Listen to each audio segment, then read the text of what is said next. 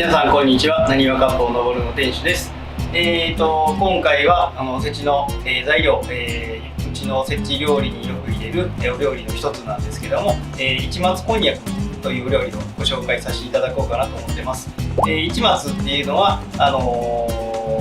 よくなんていうんですかね、着物にある柄なんですけども、市松模様、っていうのですごく縁起のいい絵になっております。なんていうんですかね、繁栄とか繁盛とかそういう意味があるみたいですね。ずっと永遠と柄が続くっていう意味なところから、途切れることのない柄がずっと続くっていうところからそういうお料理の一つです。今回扱わせてもらうのは赤こんにゃく、近江こんにゃくですね。非常に鉄分が多いっていうので、湯がいた時に化学反応を起こして赤く染まるこんにゃくと普通の田舎こんにゃく、2色のこんにゃくを使うことによって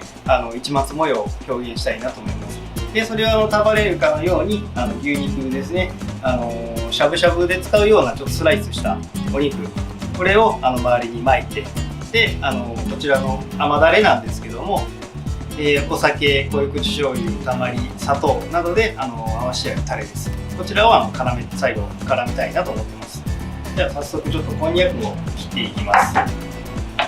まず同じ大きさ、切り口が四角になるように同じ大きさに切っていかないとダメなので、2つの高さを同じように、正方形ですねに切っていきたいと思います。まずはこんな感じで四角いで、赤こんにゃくも同様幅切ります。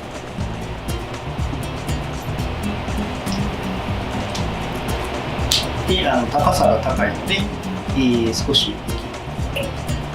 半分ぐらいですね、切りたいと思います。でこれで2つの2色の異なる高さができました。でこれをまた4つに切ってください。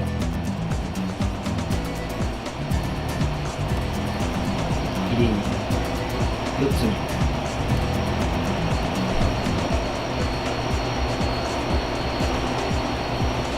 これが4本できました。で同じようにこちらの田舎こんにゃくも4つに切ってください。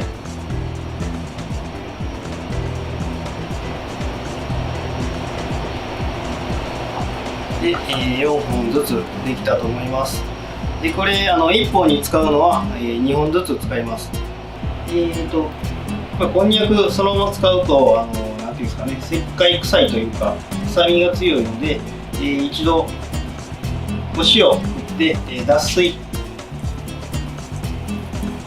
します。表面しっかりとお塩で脱水しておいてください。これでしばらく、そうですね、15分20分ぐらい、この状態のままで置いておくと、水がじわーっと中から出てきます。でこれを次沸騰したお湯の中に入れていきます。この時しっかりと沸かしてあげてください。その湯がく時に使う石灰とかそういった匂いとかも全部これでアクも全部取れますので、これをやるやらないでや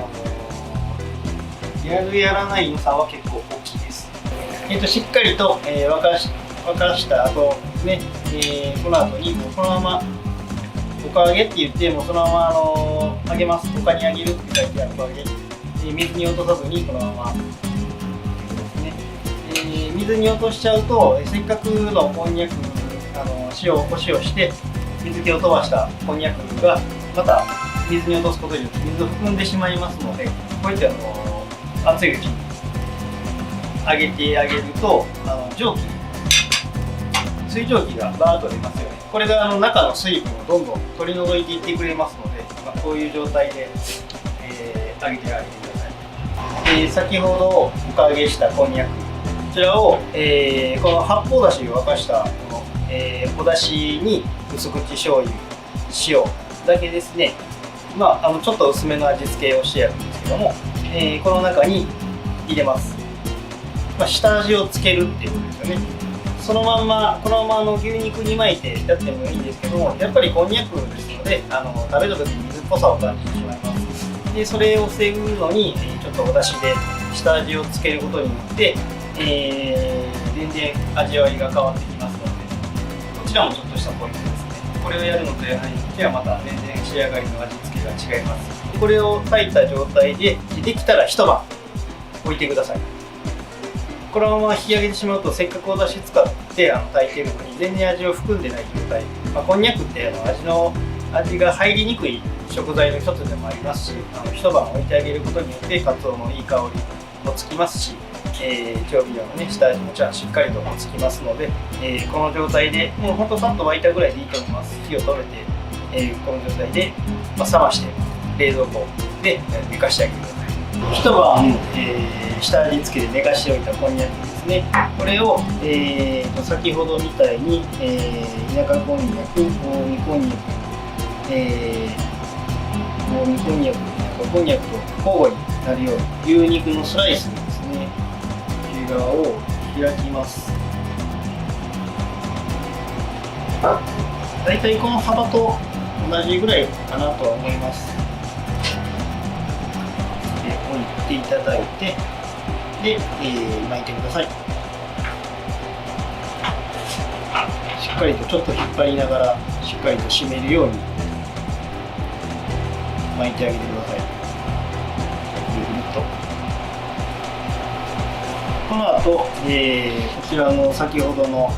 タレですね、甘だれに絡めていくんですけども、ただただこれをすぐ絡めるんではなくて、片栗粉周りにまぶします。これをやっておくと、海苔代わり、接着剤代わりにもなりますし、これがなんていうかね、このタレとの絡みを良くしてくれます。タレにとろみをつけてくれる働きがあるので、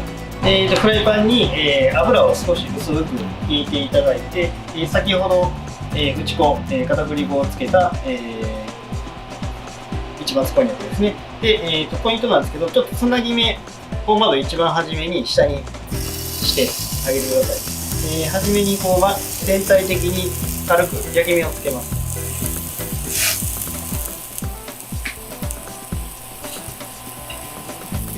一番初めにつなぎ目を焼くことによってもうこれで肉の形が固まってしまいますので、粉とほどけることはないと思います。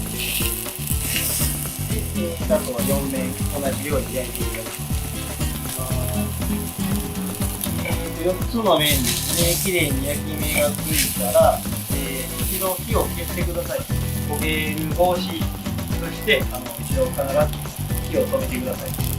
その止めていただいているときに、この余分な油ですね、これをリードペーパーに使って拭いてください。油を拭き取っていただきましたら、火をつける前に甘だれを入れてください。甘だれを入れていただいたら、火をつけていただいて、この時はお強火でいいと思います。さっと、絡めていただくように、絡めていただくように沸かしてあげてください。その時も沸かしてちょっとタレを煮詰めるようなイメージでどんどん沸かしていってあげると、お肉について先ほど打ち粉した片栗粉がどんどんこのタレを甘だれをとろみをつけてくれると思います。そうするとだんだんお肉の周りにコーティングされてツヤっぽくなってきます。それぐらいちょっと周りにコーティングが進められたら、このままフライパンの上に置かずにまな板の上とかバットの上に必ず落としてください。フライパンの中に入れておくと、余熱でどんどんまた甘だれが煮詰まって焦げていきますので、それも、また美味しくならない要因ではありますので、必ずバットかまな板に乗せていただいて、で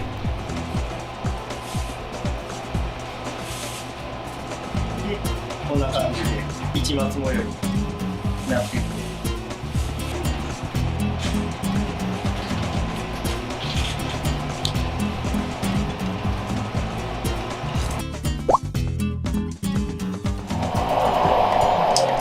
玉造りの日本料理寺田でございます。今から、おせち料理の数の子を紹介したいと思います。でこちらでございます。それでは早速お料理を始めたいと思います。まず数の子、これ塩数の子なんですけれども、まず中の塩分を抜いていきたいと思います。うちのお店では、およそ 2% のお塩を塩水にですね、半日ほど漬け込んでおります。予備塩って言って、普通の真水ですと、で抜くとどうしても数の子が水っぽくなるので、それとあと程よく塩分を抜いた状態、少し塩味を残した状態の数の子にお出汁のお味を含めていこうということですので、そちらをかかっていきたいと思います。このように、つけるわけなんですけれども、つかついてる場合が多いので、一応この塩水に、使っている状態で、確認してください。でこれで、半日ほど置いて、塩数の子の塩分を抜いていきたいと思います。でもう僕らもそうなんですけど、少し真ん中の方をちょっとこう切ってもらって、少し切ってもらって、真ん中の方でもう自分の口で食べて程よく塩分が抜けていればOK ということで、真ん中の方が一番塩気が残るので、先を食べてもこの辺が塩味が残っていることがあるので、必ず真ん中の方で味見するといいと思います。で他の数の子も揚げていきます。でこの時に、水分が残っていると、お出汁に漬け込んだ時に、傷みやすくなるので、この時の水分はしっかり、こういうリードペーパーなので、きれいに丁寧に水分を拭き取ることがおすすめです。それでは、数の子の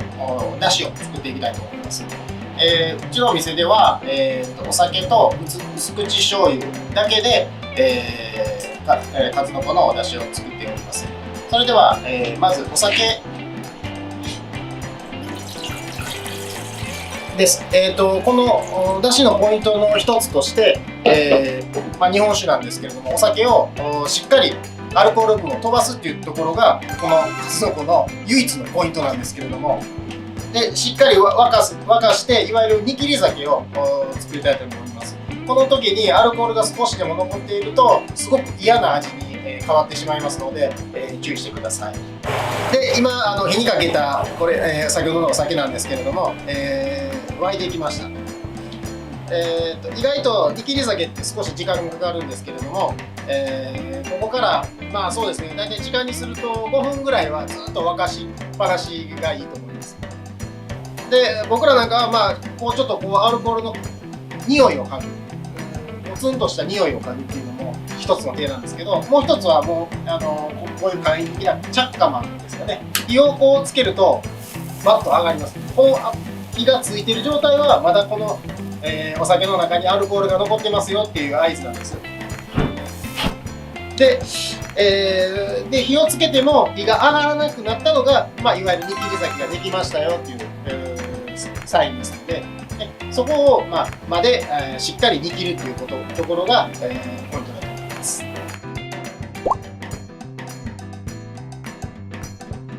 ずっと火をつけておくと早くアルコールは飛ぶんですけど、どうしても周りが焦げてしまうので、その焦げの匂いがお酒に移ってしまうので、必ずその火をつけっぱなしじゃなくて、火がついたら消して、でもう一回沸かして、で火をつけずにアルコールを飛ばすっていうのがやっぱり美味しくできるポイントだと思いますね。こういうふうにちょっと火を近づけてパッと火が消える。それと先ほどこの辺やったらもうバーッと火が上がったんですけど、全く上がらない。これが今アルコール分が全て飛びましたよっていう合図と、こうやって匂い嗅いでいただいてもそのツーンとするそのアルコール臭がないので、それでは、これをまず、冷やしていきたいと思います。お酒、煮切り酒の冷ました状態です。これと、今日は薄口醤油、濃い口醤油でもいいんですけれども、せっかくおせち料理、彩りっていうこともあって、数の子の黄色い色を際立たせたいので、あえて薄口醤油で、濃い口醤油でも美味しいと思います。こちらはお好みで使ってください。今日は、大体、お酒が10、薄口醤油が1、10対1で、合わせていきたいと思います。と、薄口醤油が。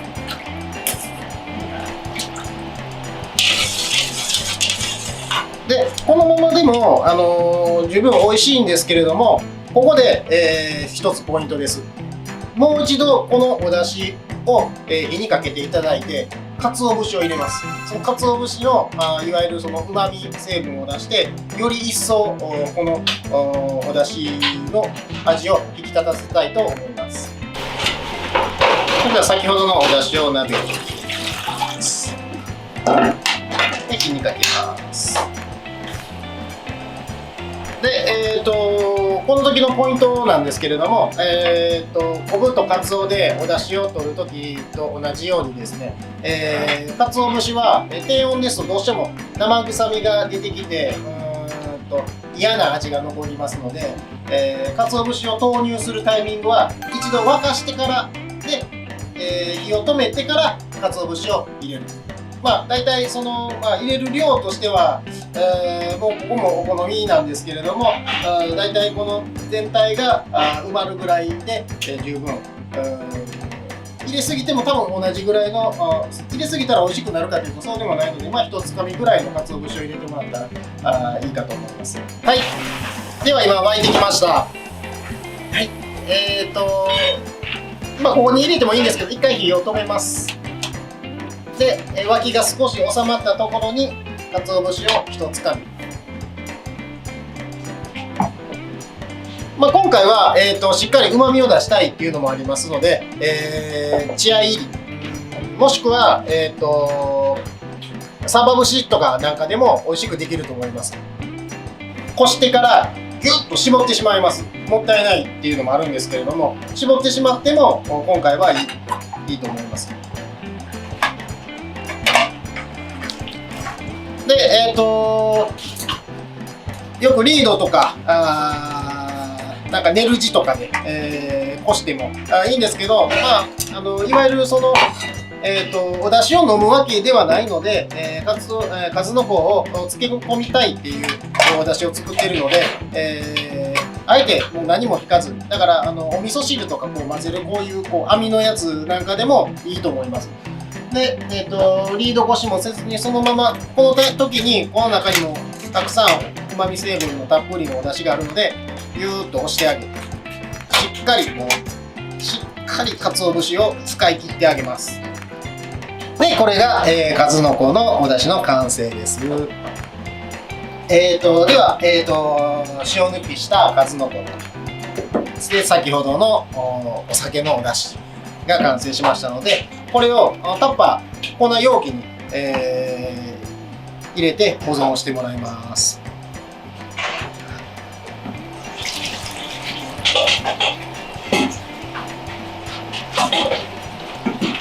はい、このようにですね、半日、丸1日漬け込んでいただいたら方が味も旬で美味しくなると思います。保管としてはこの状態で、冷蔵庫に、入れておく。そうすると1日経ったら美味しく数の子が漬け上がると思いますので、ぜひお試しください。